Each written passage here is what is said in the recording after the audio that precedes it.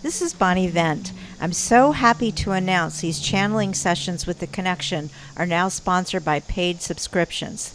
A big, huge thank you to those who've already subscribed so this work can continue. Subscribers will be asking the questions going forward from a secret group on Facebook. If you'd like to become a subscriber, please go to my website, www.bonnievent.com, for more information. Your assistance with this work is greatly appreciated. Please comment, like, and share these videos with like-minded friends and family. Private readings are also available from my website. As always, use your own powers of discernment. Accept what resonates with you and disregard the rest. And now, here's the Connection. Kathy Payne says, I have some questions for Michael. Michael, you once revealed to me that you were a prophet during your time here. Now that you have transitioned, what dimension are you in? Are you an ascended master? What is your work now where you are? I know we are still hung up on labels here. Are you assisting with Earth's ascension? Are you able to help individuals with ascension? Michael says, Hi, Kathy. You sure asked a mouthful of questions. My gosh, you have put me on a high pedestal. As I have said before, I am remaining behind to be of assistance to my children and also to the people who listen to my words through this channel. I'm in a dimension right next to the one that you are in. It makes it easier to stay in touch that way. What do I do here? I create beautiful things and try and spread love all over the world. There is so much needless fighting, and people need to realize it is their own misuse of the power to create that feeds this angry beast. I have to admit to a small amount of disappointment that my messages are not being shared. Naively, I thought it would be easier here than where you are. It is just that much easier to be ignored. I will always be of service to humanity, and I do appreciate those that feel the same way. The fighting must stop. You cannot listen if you are angry. You only dig your heels in harder. You have an outside force causing fear and anxiety. You need to keep your calm and balance. Make good choices for yourself. Jules asks, I'd like to know if we have any input into who we are when we come back. For instance, did Michael have any idea of what his life would be like here on Earth, or was it just happenstance? The Connection says, Hi Jules, yes, you do draft a plan before arriving in 3D. The plan is just a template to provide some structure. You always have free will, and your choices direct you on your path. You can request to have some specific experiences, but most likely you will not remember the choices you have made.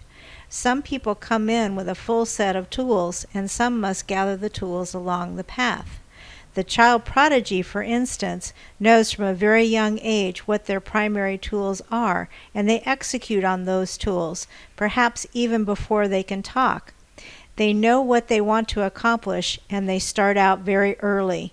They hold these tools above all others. Of course, being so focused on one thing does present challenges in other areas. These challenges are necessary for learning and growth. Michael would fit into the prodigy type.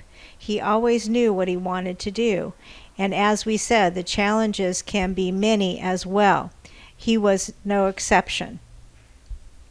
Dale asks, question for the Connection. If a spirit chooses to remain at the Earth location, such as the Hotel del Coronado, for example, how does time seem to pass for the individual spirit? Does 100 years pass differently from the earthbound spirit perspective, for example? Hi Dale, time only exists as a construct in your dimension. When a spirit person is in visitation, it is just considered to be now. They are there now. There is no sense of time. You also see this in the channel when she is connected to us. She has no perception of time as she is traveling to our dimension where time does not exist. We do honor that time exists in her dimension, but we are more concerned about the energy it takes to keep the channel open and are respectful of that energy and her willingness to work with us. Dale then asks, for the connection, can you explain the phenomena of time? Is it like a movie with a sequence of snapshot events switched at very high rates, or other? The connection says, as we said before, time is an arbitrary construct. It does keep things perhaps more orderly for the linear thinker. It also causes confusion because of the question of what time is it? Depends on where you're located on the planet. Travel far enough and it will not even be the same day. Nature tends to work on the concept of the angle of the sun and the moon.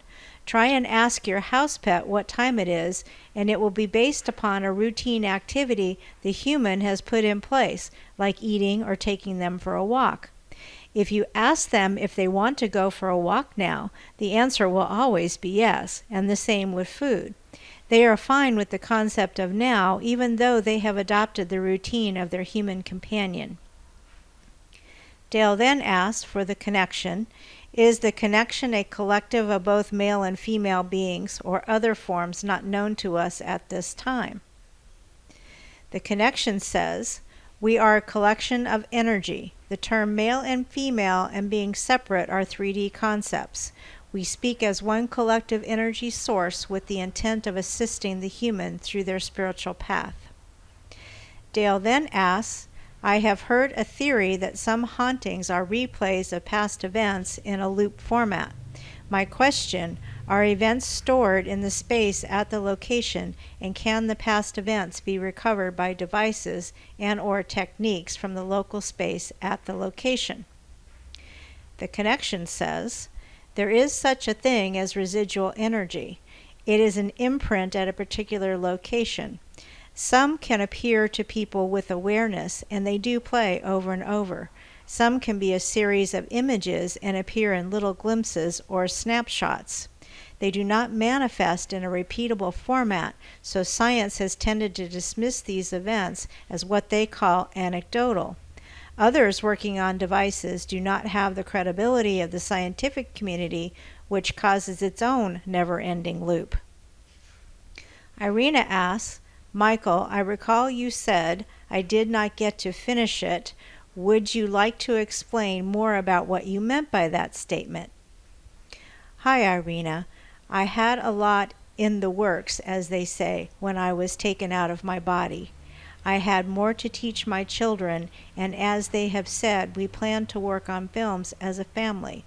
I was also prevented from giving a warning to people about what was coming ahead. You are seeing some of it now. The separation between people will get wider, and people must choose. No more sitting on the fence. What type of world do you want to see for your children and grandchildren? This message is not new coming from me, but it was my last chance to get it out there. The plan was to do the concerts and then settle down and do film. I would have my own money to fund these projects, and they would have all had messages of love threaded through them. Irina then asks a question for the connection. One example of technology that is apparently soon to be introduced, such as replacing the need for human to manual control of their car. Personally, I find this idea disturbing. Is the advancing technology being aimed to overtake and alter the human being and human consciousness, and why? What are the long-range goals of these plans? The connection says, there are many agendas in this area, some creative and some destructive, which is part of the duality of human nature. The concept of going to a job to earn a living so that you can pay your bills and get up and do it all over again is not good for spiritual development. Money is an agreed upon unit of measure which has no value without this agreement. New agreements need to be made which will keep the destructive agendas at bay. You are already seeing fewer and fewer people doing traditional kinds of work and an uptick in creative endeavors. The other extreme is do away with the need for people. This is only appealing to the power elite that have no regard for human life and lack any sort of empathy. It is the same power elite that keeps you using fossil fuels for transportation. Have you wondered why nothing has progressed in this area in your lifetime? It limits your mobility and therefore free will. Jackson asks of the connection, my question is our gender, instincts, drive, and purpose predetermined in spirit before we are in 3D? What is the selection process like for the assignment of spirit to the human body in 3D? Is it random or predetermined? Hi, Jackson. It is not random. As explained in the previous question, some things are put in a template that you have agreed to, and other things are chosen along the path. Gender is predetermined in its many forms as it greatly affects the path of learning as one discovers that a label is not their core essence. This is a very powerful lesson that some choose to experience in 3D. There can also be bleed-through from past lives if you always chose a particular gender and decided to be physically different this time. Since you might not remember this choice, you could feel like a different gender spiritually than you are physically. You are all made up of male and female energy if you choose to label it that way. The choice is what you want to experience predominantly. We hope that we have explained this in a way that does not offend, as we well know these labels can evoke a lot of emotions. Jane asks, there are many doomsday scenarios about living in a world with AI. Many movies have been made about it. In The Matrix and Terminator comes to mind. Will AI be violent towards humans? Where does spirituality and technology intersect? The connection says, hi Jane, this outcome depends on the creation of the human. AI will most likely reflect its creator, so you need to ask what is the intent of the creator. Once the seeds are planted, they will be able to take off on their own. One man's tool is another man's weapon. Sadly, you also need to look at the intent of the funding source, as humans can bend and even break their principles for money. Until we meet again. If you'd like more information or to support this work, please see the links in the description of this video and join us at bonevent.com. Please remember to subscribe, like, and comment if you want to see more videos. Click on the bell when you subscribe to receive instant notifications. Please check out my other videos. Want a private reading? Please go to bonevent.com for more information.